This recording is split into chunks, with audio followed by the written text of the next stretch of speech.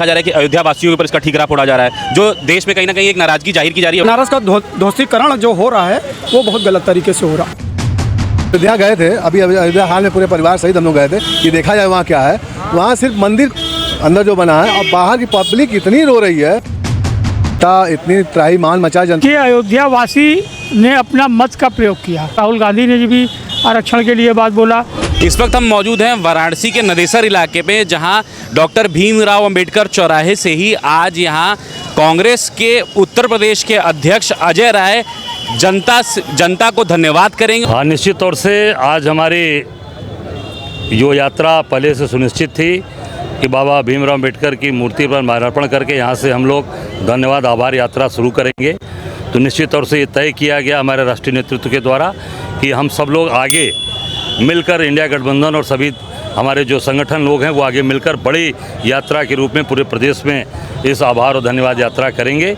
इसके लिए आगे की तारीख और समय तय करके आपको हम लोग बता देंगे। आज के क्रम में क्या हुआ? आज के क्रम में हम लोगों ने संविधान के रचयिता भीमराव अंबेडकर जी की मूर्ति पर माल्यार्पण किया और संविधान की सौगंध सबको दिलाई। और हमारा एक इंडिया गठबंधन का कार्यकर्ता, कांग्रेस, समाजवादी, आप पार्टी, कम्युनिस्ट पार्टी, सब लोग मिलकर इस चुनाव में खूब काम किए, ज़बरदस्त तरीके से तन मन धन से अपनी सारी ऊर्जा ताकत लगाकर काम किया, जिसका परिणाम था कि प्रधानमंत्री 2 घंटे 3 घंटे तक अच्छे रहे। और ये हमारी नैतिकता है इंडिया गठबंधन के, हमारे कार्यकर्ता, हमारे साथियों को। इसके लिए मैं सबको धन्यवाद देता हूँ, सबको आभार व्यक्त करता हूँ। 18 को आ रहे किसानों से मिलेंगे पीएम मोदी, क्या कहते हैं? निश्चित तौर से 18 को किसानों से मिलने आ रहे हैं, तो मैं यही आग्रह करूँगा माननीय प्रधानमंत्री जी से कि जो किसान पीड़ित हैं, जिनकी ज़मीनें जा रही हैं, जिनको पुलिस वाले ने ज़बरदस्ती मार के ज़मीनें ली हैं, चाहे वो ट्रांसपोर्ट नगर हो, वैदिक सिटी हो, काशी द्वार हो, जितने भी ऐसी जगह के लोग हैं, उन सब लोगों से मिलना चाहिए। और उनकी जो समस्या है उस समस्या का समाधान तभी हो पाएगा। केवल चिन्हित किसानों से मिलना, मैं समझता हूँ ये किसानों का मजाक होगा। और जो किसान अपनी बात कहना चाहते हैं, वो किसान जो असली हैं और जो एक केवल दिखावटी आएंगे, बनावटी लोगों से जो मिलेंगे, जो सरकारी तंत्र के माध्यम से आएंगे, मैं समझता हूँ कि आम जो किसान जिसकी ज़मीन जा रही है, जिसकी ज़मीन हड़प कर गुजरातियों को दिया जा रहा है, उनसे मिलें और उनकी समस्या का समाधान करें। भैया, जिस तरह की अब यहाँ पे अजय राय जी आने वाले हैं और वो जनता को संबोधित करेंगे और एक धन्यवाद रैली की तरह इसको देखा जा रहा है, क्या महत्व है इस रैली का? क्योंकि जो रूलिंग पार्टी है उसका ये कहना है कि ये तो हार चुके हैं, फिर इसका क्या मतलब है और इसको किस तरह से देखा जा रहा है? जनता खुद बढ़ चढ़ के जो जनादेश दी है हम लोगों को, तो अजय राय जी का पूरे प्रदेश में चल रहा है कि धन्यवाद जनता को दिया जाए। नहीं, इसका महत्व क्या है? आखिर जनता को धन्यवाद किस बात के लिए दिया जा रहा है?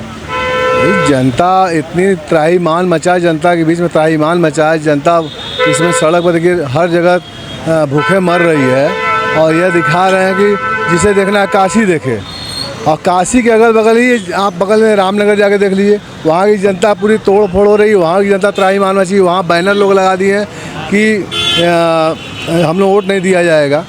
जनता हर तरह से त्रस्त है और इसलिए इस चुनाव में बढ़ चढ़ के हिस्सा लिए। हम लोग को मतदान गठबंधन को किया है, तो इसलिए भाई चला है कि सबको धन्यवाद दिया जाए। भैया, आप कैसे देख रहे हैं जिस तरह से कांग्रेस को जिस तरह का वोट मिला है और जिस तरह से मात्र 1,52,000 वोटों से प्रधानमंत्री यहाँ से जीते हैं, एक गहरी चोट इसको कहा जा रहा है लगी है, तो इसको किस तरह से देख रही है बनारस की जनता, वो कैसे देख रही है? बस यही है सर कि जो ये इस टाइम बनारस का ध्वस्तीकरण जो हो रहा है वो बहुत गलत तरीके से हो रहा है। आप ध्वस्तीकरण कह रहे हैं, लेकिन भाजपा इसको नवीनीकरण कहती है। नया बनारस बन रहा है, नया काशी बन रहा है, इस तरह की बातें होती हैं। सर, हम दिल्ली गए थे, वहाँ नई दिल्ली पुरानी दिल्ली है। तो सर, अगर ऐसा नियम लागू होगा तो सब शहर पे होना चाहिए नई दिल्ली पुरानी दिल्ली, तो नई काशी पुरानी काशी होना चाहिए कि नहीं? तो नई, जब पुरानी काशी ये है तो उसको नई काशी कहीं और बसाइए। उसको जो तोड़ रहे हैं वो थोड़ा सा अच्छा नहीं लग रहा। वो तो कह रहे हैं कि जगन्नाथ कॉरिडोर बन रहा है या विश्वनाथ कॉरिडोर की बात करिए, इन सब चीज़ों में बात होती है कि कहीं ना कहीं जो हिंदू धर्म है उसको आगे बढ़ाया जा रहा है, उसके लिए काफ़ी कार्य किए जा रहे हैं। और लगभग जिस तरह की जो उनकी फॉलोइंग देखी जाती है वो भी मिला जुला के यही है कि हिंदुओं को आगे बढ़ाया जाए, कुछ इस तरह की बात होती है। नहीं, ऐसा नहीं है, ऐसा नहीं। वो सबके लिए कर रहे हैं। थोड़ा सा अब यहाँ धार्मिक स्थल ज़्यादा है तो उसके लिए वो कोशिश कर रहे हैं कि ज़्यादा धार्मिक स्थल और बन जाए। अभी हम लोग अयोध्या गए थे, अभी अयोध्या हाल में पूरे परिवार सहित हम लोग गए थे कि देखा जाए वहाँ क्या है। वहाँ सिर्फ मंदिर अंदर जो बना है और बाहर की पब्लिक इतनी रो रही है, बिना मुआवजा दिए तोड़ दिए कि हम आपको दुकान देंगे, कुछ भी वहाँ नहीं। हम लोग प्रत्यक्ष अपने परिवार के साथ गए थे, अभी हम दर्शन करके आए हैं, तो हम लोग सच्चाई जाकर देखे हैं। तो आप लोग से भी निवेदन है, आप लोग एक बार जाकर सच्चाई जनता को दिखाइए। जनता वहाँ त्रस्त तो है, लगभग कई सारे वीडियोज ऐसे आए जहाँ पे लोगों ने ये बात की कि उनको मुआवजा नहीं मिला है, घर तोड़ दिए गए हैं और उस तरह का कोई भी उनको बेनिफिट नहीं हुआ है। हालांकि मंदिर ज़रूर बन गया है। चुनाव के बाद जो रिजल्ट आए उसमें ये देखने को मिला कि अयोध्या से या फैज़ाबाद से जो इनको हार हुई है उस पर काफ़ी लोग नाराज़ हैं और कहीं ना कहीं इसका गुस्सा वो अयोध्या वासियों पर उतार रहे हैं। भाई अयोध्या ये तो वही दिखा रहे थे कि अयोध्या काशी और दोनों जगह से ही हारे हैं। अयोध्या के पूरी अगल बगल हारे, काशी से भी, काशी में ही तो इनकी हार ही है। 1.5 लाख वोट तो कोई महत्व नहीं है। एक प्रधानमंत्री अगर जीते हैं तो 1.5 लाख अगर जीते हैं तो यहाँ से हार है। काशी जनता इनको हराई है। आपको क्या लगता है कि कांग्रेस ने जो मुद्दे उठाए कहीं ना कहीं वो ज़्यादा हिट किए लोगों के साथ, स्पेशली जो अग्निवीर का मुद्दा था उस पर अब बात होने लगी है। जो हमारे उत्तर प्रदेश के मुख्यमंत्री हैं उन्होंने चुनाव के रिजल्ट के तुरंत दूसरे दिन ही एक मीटिंग बुलाई और उन्होंने ये आदेश निकाला कि अब ज़्यादा से ज़्यादा नौकरियाँ दी जाएँ और जो भर्तियाँ खाली हैं, जो सीट्स वेकेंट हैं, उस पर लोग भरे जाएँ। तो आपको लगता है कि कहीं ना कहीं जो चुनावी मुद्दे कांग्रेस ने उठाए थे या सपा गठबंधन कांग्रेस गठबंधन एक साथ उठाए थे उन पर अब बातें हो रही है, इसको किस तरह से देख रहे हैं? इस बार जो कांग्रेस का जो मैनिफेस्टो निकला उससे ये लोग एकदम डर गए कि अगर कांग्रेस की सरकार बनती है तो ये तुरंत लागू पहले करे, और हम लोग को अगर सरकार आज नहीं 6 महीने बाद ही बनेगी तो हम लोग उसको तुरंत लागू करेंगे। जो 8,500 महीना देना है वो हम लोग लागू करेंगे, सरकार बनते ही लागू होगी। ये लोग भी अब देख रहे हैं कि ये आना है। अभी भी आपको उम्मीद है सरकार बन जाएगी क्योंकि शपथ ग्रहण हो चुका है, कैबिनेट बन चुकी है, लगभग सारे मंत्री डिसाइड हो चुके हैं, तो 3.0 की बात होने लगी है। मोदी 3.0 की बात जो है बहुत ज़ोर शोर से होने लगी है। क्या लग रहा है आपको? हमारी सरकार तो बनेगी, इसलिए कि एनडीए का कोई भरोसा नहीं है। पहचान रहे कि बिहार के पलटू राम जी हैं, जेडीए के ना वो नायडू जी हैं। नायडू जी को इसके पहले मोदी जी ने क्या क्या शब्द का प्रयोग किया था, नायडू जी वो भूले नहीं हैं। रही बात हमारे सरकार आज नहीं कल बनना है। हम इंडिया गठबंधन मजबूत है, किसी मायने में कम नहीं। हमने इसलिए कि हमारी पूर्ण बहुमत नहीं है इसलिए हमने हाथ नहीं बढ़ाया होता तो बहुत उनके सांसद हमारे साथ थे, मगर हम लोग चाहा कि ये भी इन लोग को देख लिया जाए, फिर उसके बाद महीना 2 महीना 3 महीना 10 दिन 5 दिन उसका जरूरत हम लोग के ऊपर मिलेगा। तो आपको लग रहा है कि अब ये जो इंडिया गठबंधन है वो कहीं ना कहीं वेट एंड वॉच की रणनीति अपनाया हुआ है कि देखते हैं आने वाले कुछ समय में किस तरह का कार्यभार एनडीए करती है, किस तरह का कार्य करती है और उसके बाद क्या ऐसा माना जा सकता है कि हो सकता है तख्ता पलट हो सकता है? जी हाँ, सत्ता पलट तो होना ही होना है। आप देख रहे हैं आरएसएस के भागवत जी को, उनकी क्या शैली थी, शैली के बाद क्या हुआ। अभी न वो कांग्रेस से हाथ मिलाना चाह रहे हैं, मगर हम उनको दूर रखना क्यों चाह रहे हैं कि आरएसएस के हैं। नहीं कहेंगे आरएसएस से गठबंधन हमारा बनाए हैं, हमारी सरकार पूर्ण बहुमत से आएगी, जो लोग आए उनको नोहितवा है हमारा, हम किसी को भगा, हमारा द्वार खुला हुआ है। एक सवाल और बहुत उठ रहा है कि जो गठबंधन की सरकार बनने वाली है, शुरुआती दौर में जिस तरह से जनादेश आया, सबसे पहले बात होने लगी कि इंडिया गठबंधन के पास अच्छा कहीं ना कहीं जनादेश आया है। उसको देख के लोगों ने ये लोगों की जो मंशा थी कहीं ना कहीं ये थी कि इतनी सारी पार्टियां जुड़ी हुई हैं, किस तरह से सबको खुश रखा जाएगा। क्योंकि अगर हम एनडीए की बात करें तो एनडीए में अब कहीं ना कहीं जो है विरोध के स्वर धीरे धीरे सुनाई देने लगे हैं। अग्निवीर पे जो मुद्दा काफ़ी ज़्यादा प्रचलित था भाजपा सरकार में, उस पर नीतीश जी ने कह दिया कि भाई इस पर सोचने की ज़रूरत है। उसी तरह अगर मुस्लिम आरक्षण की बात की जाए तो जो टीडीपी है, जो चंद्रबाबू नायडू की जो वो है उनकी जो पार्टी है, वो चाहती है मुस्लिम आरक्षण बना रहे, पर इस पर बहुत मुखर होकर न सिर्फ प्रधानमंत्री ने, भाजपा के बड़े नेताओं ने बात की थी। तो अब क्या उस तरह की स्थिति तो जो इंडिया गठबंधन उसमें भी हो सकती है क्योंकि कई सारे लोग हैं, कई सबको कुछ ना कुछ चाहिए होगा, तो उस तरह से गठबंधन का ध्यान कैसे रखा जाएगा? सर ये जानते हैं कि हिंदुस्तान सभी लोग कुर्बानियाँ दी हैं, चाहे हिंदू हो, चाहे मुस्लिम हो, चाहे सिख हो, चाहे ईसाई हो, सबको जो आरक्षण का कोटा बनता है वो आरक्षण सबको मिलेगा। हिंदू मुस्लिम सिख ईसाई को लड़ाकर एक देश के ऊपर खतरा पैदा करना ये कदापि गलत है। रही बात हमको भारतीय संविधान बचाना, हमारी लोकतंत्र बचेगा तो हमारा हिंदुस्तान बचेगा। आप देख रहे हैं कि आए दिन अभी घटना यहाँ हो रहा है, मोदी जी जा रहे हैं विदेश, कश्मीर जम्मू में 2 हमारे भाई मारे गए हैं, मगर उसके लिए कोई विकल्प नहीं है। कि अपनी पद समर्थन को तो छोड़कर मैंने कश्मीर की तरफ तो देखें, कश्मीर जम्मू में क्या हुआ, अभी चौथा घटना हुआ है, उसके ऊपर कोई पर्दाफाश नहीं हुआ। फिर पुलवामा कांड का पर्दाफाश कोई नहीं हुआ, आप पूर्ण रूप से जानते हैं जी। मगर आप लोग एक खबर वहाँ तक जाएगा कि नहीं जाएगा, मोदी के कान तक गुजरेगा कि नहीं गुजरेगा, हमारे गठबंधन ने जो कर रहा है वो कर दिखाएगा। आने वाला वक्त हमारा है, हमारा जो भी है बेरोजगारी की समस्या है। हम भी यूनिवर्सिटी से ग्रेजुएशन प्राप्त करने के बाद मैं स्वतंत्रता संग्राम सेनानी के परिवार का हूँ, श्रीमंगल राम भाई चित्तौड़गी। आपको ये पूर्ण रूप से यकीन होगा, मेरा नाम शशि कुमार सोनकर, मैं BHU का प्रेसिडेंट भी रहा। रही बात जो आप कह रहे हैं, हमारे यहाँ बेरोजगारी की समस्या है, विधवा पेंशन की समस्या है, बहुत समस्याएं हैं कि इसको बेरोजगार किधर जाएगा। अग्निवीर की बात कर रहे हैं, अग्निवीर 4 साल 5 साल के MP विधायकी हो सकता है, 4 साल का MLA होगा। आने वाला वक्त UP पुलिस का 3 साल की नौकरी लगवा देगा ये। आप तो ये पूर्ण रूप से जानते हैं, जो समझौता किए थे नायडू से और इनसे कि हम तुमको ये दे देंगे, ये पद दे देंगे, एक झुंझुना थमा कर हटा दिए हैं। मगर पलटू राम कब पलट जाइए कुछ पता नहीं, 12 बजे रात तक उनका दिमाग बुद्धि खुलल है। तो मतलब अभी भी कहीं ना कहीं नीतीश कुमार के ऊपर एक सवालिया निशान जरूर है कि अभी जरूर उन्होंने NDA गठबंधन में खड़े होकर ये कह दिया है कि पूरी तरह से साथ हैं वो मोदी जी के, लेकिन अभी कहीं ना कहीं उस पर सवालिया निशान है। बना इंडिया गठबंधन का उन्हीं ने श्रेय दिया था कि राहुल अखिलेश तुम लोग इंडिया गठबंधन ऐसा बना। हम तो 28 में है ना, 28 से 22 हो गए हैं, तभी हम मजबूत हैं। वो 38 भी पाकर क्या किए रही अखिलेश बाबू ने जो कदम उठाया, राहुल गांधी ने जो कदम उठाया वो बहुत सराहनीय है। नवयुवक में जोश आया है, समझे। ये नवयुवक जो है, जो युवा है, वो इस बार इंडिया गठबंधन के साथ जुड़ा है। सब पूरे बुजुर्ग, अरे सबसे बड़े हमारे जो पगडंडी गांव से चले हैं, उस्मान ने आशीर्वाद दिया कि इस बार तुम लड़ो, ये भ्रष्ट सरकार को हटाओ।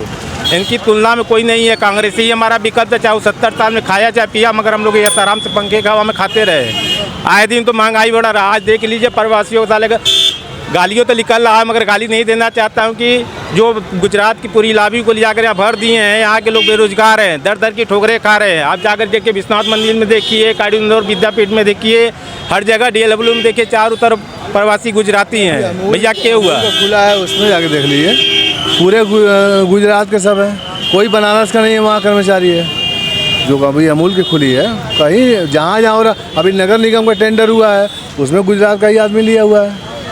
तो जो गुजरातियों को लाके यहाँ भरा जा रहा है, वो उस तरह की राजनीति को और उस तरह के कार्य को जनता ने नकार दिया है, यहाँ पे एकदम नकार दिया है। और आगे आने वाला समय आपको अभी भी लगता है कि इंडिया गठबंधन की सरकार बहुत ज़्यादा दूर है नहीं? एकदम नज़दीक है, कभी भी हो सकता है। ये 24 घंटे में बदल जाए। बैसाखी का जो सहारा चल रहा है, वो कभी भी बैसाखी टूट जाएगी। खास करके मिला। और बहुत ज़्यादा बात हो रही है उत्तर प्रदेश की, जिस तरह से जितनी सीटें आई हैं इंडिया गठबंधन को, उसके बाद जिस तरह की बातें चली कि कहीं ना कहीं अब ये देखा जा रहा है कि अयोध्या वासियों के ऊपर इसका ठीकरा फोड़ा जा रहा है, जो देश में कहीं ना कहीं एक नाराज़गी जाहिर की जा रही है अयोध्या वासियों की तरफ। इस पर लेकर आपका क्या कहना है? देखिए, अयोध्या वासी ने अपना मत का प्रयोग किया और मत हमारा अधिकार है। हम चाहे जहाँ दे, चाहे वो भारतीय जनता पार्टी को दे, चाहे कांग्रेस को दे, चाहे सपा को दे, वो मेरा मत है, तो मैं अपने मत का मालिक हूँ। और रही बात अयोध्या वासी के ऊपर जो ठिकरा फोड़ा जा रहा है भारतीय जनता पार्टी द्वारा, ये सरासर गलत है। भारतीय जनता पार्टी अपनी हार का ठिकरा दूसरे पार्टियों पर न फोड़ पाने के कारण अपने कार्यकर्ताओं के ऊपर ठिकरा फोड़ रही है। यहाँ से आप इंडिया गठबंधन की क्या रणनीति देख रहे हैं और किस तरह से इंडिया गठबंधन को आगे बढ़ते हुए देख रहे हैं? अब इंडिया गठबंधन देखिए, अब लोकसभा के चुनाव में जो परिणाम सामने आया, कांग्रेस की भी सीटें बढ़ी, समाजवादी पार्टी की भी सीटें बढ़ी, वोट बैंक भी बढ़ा। उस हिसाब से अब तो चुनाव जो होना है वो 2027 में होना है। तो निश्चित तौर पर 2027 में भी हमें लगता है गठबंधन के ही माध्यम से चुनाव होगा, और जिस हिसाब से चुनाव होगा उस हिसाब से एक अप्रत्याशित परिणाम आएगा। और निश्चित तौर पर इस बार कांग्रेस और सपा मिलकर सरकार बनाएगी। बात अगर की जाए, जैसे स्टेट राजनीति की बात हो रही है, तो जैसे ही इलेक्शन रिजल्ट्स आए उसके बाद योगी आदित्यनाथ ने अपनी मीटिंग की और कहीं ना कहीं ये बातें निकल के आई कि वो नौकरी पे बात करने लगे और अब वो उनको ये लगा कि कुछ नौकरियां बची हुई हैं या जहां जहां स्थान रिक्त है उसको भरा जाए। तो इसको आप किस तरह से देख रहे हैं? क्या चुनाव में जो मुद्दे कांग्रेस ने उठाए थे वो कहीं ना कहीं स्ट्राइक किए हैं, वो कहीं ना कहीं वोट में तब्दील हुए हैं, और क्या इसी वजह से ये भाजपा सरकार जो है अब इस तरह की रणनीति तैयार कर रही है? निश्चित तौर पर जिस हिसाब से राहुल गांधी ने हम लोगों के कांग्रेस की भर्ती कैलेंडर प्रक्रिया निकाली, उससे कहीं न कहीं भारतीय जनता पार्टी हमारे उत्तर प्रदेश के मुख्यमंत्री को भय का दोहन का सामना करना पड़ा। इस वजह से आनन फानन में चुनाव समापन के बाद तुरंत वहाँ पे 30 लाख 25 लाख नौकरियों की बात करने लगे। भाई नौकरी देना था तो आप चुनाव के पहले भी दे सकते थे, आचार संहिता लगने के पहले भी दे सकते थे, जबकि पूरा देश चिल्ला रहा था, पूरा प्रदेश चिल्ला रहा था कि नौकरी दीजिए। भाई आप कहते हैं कि मैंने 80 करोड़ को राशन दे दिया। अरे आप 80 करोड़ को रोज़गार कब दोगे? बात रोज़गार की उठ रही है, बात व्यापारी वर्ग की उठ रही है कि व्यापारी वर्ग जिस तरह से जीएसटी से लेके उससे लेके तमाम नियम कानून में घेरा जा रहा है। पुरानी नोटिस जीएसटी विभाग, इनकम टैक्स विभाग द्वारा व्यापारियों को भेजी जा रही है। तो निश्चित तौर पर इसी सबों का खामियाजा है, चाहे वो अयोध्या रहा हो, चाहे बनारस में मोदी जी के मतों का मार्जिन कम हुआ हो। आखिरी सवाल मेरा आपसे, जैसे बात हो रही है युवाओं की, काफ़ी ज़्यादा बात हुई इस चुनाव में, अग्निवीर मुद्दे पे बात हुई, पेपर लीक मुद्दे पे बात हुई। अग्निवीर मुद्दे को लेकर कहीं ना कहीं जो एनडीए की सरकार बनी उसमें बातें ये निकल के आ रही हैं कि जेडीयू अब चाहती है कि अग्निवीर की समीक्षा होनी चाहिए।